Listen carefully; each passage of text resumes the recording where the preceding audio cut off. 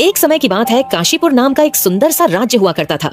लेकिन उस गांव के बाहर एक कड़म्बी नाम की एक बूढ़ी डायन अपनी बेटी चंद्रमुखी के साथ रहा करती थी। गांव के लोग इस बात से अनजान थे कि कड़म्बी एक भयानक डायन है। कड़म्बी रोज अपनी भोजन की तलाश में घने जंगल की ओर जाती और कुछ जंगली जानवरों को मारकर खाने के लिए घर ले आती। लेकिन एक दिन अचानक उसे कोई स्वादिष्ट भोजन करने की इच्छा होती है। बहुत दिनों से किसी इंसानी बच्चे का कोमल मांस नहीं चखा, क्यों ना आज मैं बच्चे का ही शिकार कर लूं। वह भोजन की तलाश में गांव में घूमने लगी। शाम होने को थी, पर गांव में चहल पहल होने के कारण उसे कोई भी शिकार नहीं मिला। वह उदास हो गई। आज तो कोई शिकार मिला ही नहीं, अब मैं और मेरी बेटी आज क्या खाएंगे। कड़म्बी वापस अपने घर जा रही थी कि तभी उसकी नजर एक बच्चे पर पड़ी। उसने झट से बच्चे को अपने बोरे में डाल लिया और वहाँ से चली गई। घर पहुंचकर कड़म्बी ने अपनी बेटी सिरसा से कहा, अरे देखो चंद्रमुखी, आज मैं कितना स्वादिष्ट भोजन लाई हूँ। तुम इसे पकाओ और फिर हम दोनों इसे मिलकर खाएंगे। अरे वाह माँ, ये तो बहुत कोमल बच्चा है, इसे खाने में तो बड़ा मजा आएगा। हाँ, हम दोनों रोज ऐसा ही स्वादिष्ट भोजन करेंगे। मैं हर शाम गांव से ऐसे ही प्यारे प्यारे बच्चे लाऊंगी। हा हा हा हा। कड़म्बी रोज शाम को गांव में घूमने जाती और हर रोज एक बच्चा उठा लाती। गांव से धीरे धीरे बच्चे गायब होने लगे, जिसके कारण सभी गांव वाले चिंता में पड़ गए। गांव के लोग शाम होने से पहले ही अपने बच्चों को घर वापस ले जाते थे। बहुत दिन बीत गए, पर कड़म्बी को कोई शिकार नहीं मिल रहा था। लगता है गांव के सभी लोग सावधान हो गए हैं। इतने दिन बीत गए, पर मुझे एक भी बच्चा खाने को नहीं मिला। अब तो जंगली जानवर को खाकर ही अपनी भूख मिटानी पड़ेगी। कड़म्बी दुखी होकर जंगल की तरफ जा रही थी कि तभी उसे आम के पेड़ में बैठा एक लड़का दिखाई दिया। अरे वाह, कितना मोटा और तंदुरुस्त बच्चा है। इसे तो मैं आज अपने भोजन में खाऊंगी। कड़म्बी बहुत प्यार से पेड़ के पास पहुंचकर बच्चे से कहती है, अरे बेटा, ये आम तो दिखने में बहुत मीठे लगते हैं। क्या तुम मुझे थोड़े से आम खाने के लिए दोगे? मैं बहुत दिनों से भूखी हूँ। बच्चा बहुत बदमाश था। हाँ जरूर, मैं आपको थोड़े बहुत नहीं बल्कि बहुत सारे आम ले जाने दूंगा। क्या सचमुच? तो आओ नीचे आकर मुझे थोड़े आम खिला दो। अगर आपको आम खाने हैं तो आप पेड़ पर चढ़ जाइए और जितना जी चाहे उतना आम खाइए। अरे बेटा, ये तुम क्या बोल रहे हो?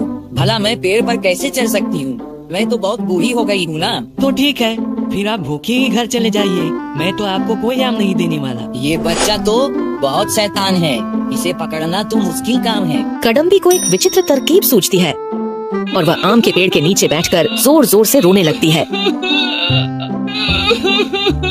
लगता है मैं भूखे ही मर जाऊंगी। अब तो मेरे शरीर में थोड़ी भी ताकत नहीं बची है। ये सब देखकर बच्चे को बूढ़ी डायन के ऊपर दया आ जाती है। अरे दादी, रोती क्यों हो? मैं अभी कुछ आम तोड़कर नीचे फेंकता हूँ ना, आप उन्हें उठाकर घर ले जाना। नहीं नहीं, अगर तुम आम नीचे फेंकोगे तो वे गंदे हो जाएंगे। तुम ऐसा करो, कुछ आम तोड़कर नीचे ले आओ, हम दोनों मिलकर उन्हें खाएंगे। ठीक है दादी, मैं अभी आम तोड़कर नीचे लाता हूँ। बच्चा जैसे ही आम तोड़कर पेड़ के नीचे आता है, बूढ़ी डायन जल्दी से उसे अपने बोरे में डाल लेती है। गांव में रहने वाला हरिदास लकड़हारा ये सब देख लेता है और बूढ़ी डायन का पीछा करने लगता है। कुछ दूर जाने के बाद कड़म्बी को प्यास लगती है।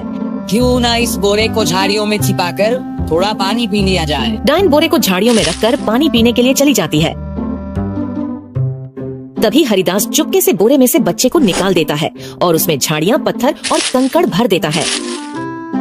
हरिदास सबको गांव में पहुंचकर कड़म्बी के बारे में बताता है। उधर कड़म्बी भी बोरे के साथ अपने घर पहुंचकर चंद्रमुखी को बोरा देते हुए बोलती है, ये लो बेटी, आज तो मैं बहुत थक गई हूँ। क्या माँ, आज हमें फिर से जंगली जानवर का ही मांस खाना होगा? अरे तुम बोरा खोल कर तो देखो, इतना स्वादिष्ट भोजन तुमने पहले कभी नहीं चखा होगा। चंद्रमुखी बोरे को खोलकर देखती है। अरे ये क्या माँ, आज से हम ये पत्थर और घास खाएंगे क्या? अरे ये तुम क्या बोल रही हो? इसमें तो मैंने मोटा और तंदुरुस्त बच्चा रखा था, फिर ये झाड़ी और पत्थर कहाँ से आ गए? माँ, कहीं वह बच्चा निकल कर भाग तो नहीं गया? मुझे भी यही लगता है। शायद जब मैं पानी पीने गई थी उसी समय वह बच्चा वहाँ से भाग गया होगा।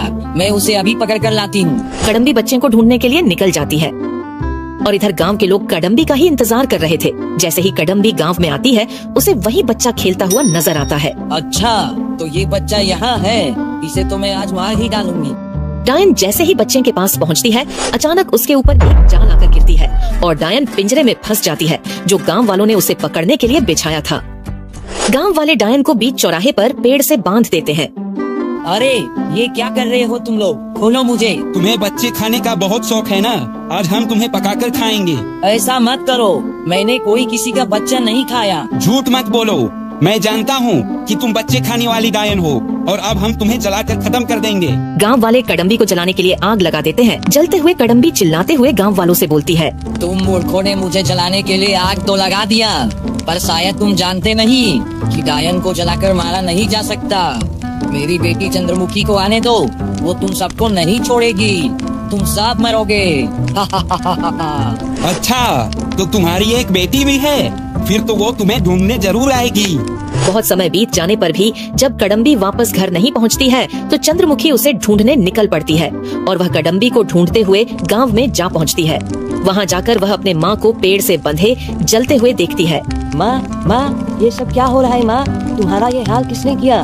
मैं अभी आपको छुड़ाती हूँ। रुको बेटी, रुको, आगे मत बढ़ो, रुको। कि तभी चंद्रमुखी के ऊपर भी गांव वालों द्वारा लगाया गया पिंजरा गिरता है और वो भी कैद हो जाती है। गांव वाले अब दोनों को पेड़ में बांध देते हैं और आग लगा देते हैं, लेकिन उन दोनों को आग से कुछ भी नहीं हो रहा था। इस कारण सभी गांव वाले परेशान हो जाते हैं और दोनों डायनों को मारने का तरीका सोचने लगते हैं। तभी वहाँ पर एक साधु बाबा आते हैं।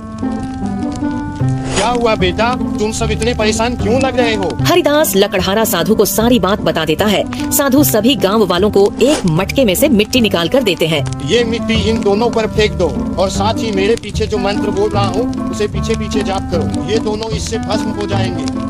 फिर सभी गांव वाले साधु के कहे अनुसार मंत्र का पाठ करना शुरू कर देते हैं और मिट्टी उन दोनों पर फेंक देते हैं। देखते ही देखते दोनों माँ बेटी डायन भस्म होकर राख बन जाती है। इस तरह पूरे गांव के लोगों को बच्चे खाने वाली डायन से छुटकारा मिल जाता है और सभी गांव वाले खुशी खुशी मिलजुल कर रहने लग जाते हैं।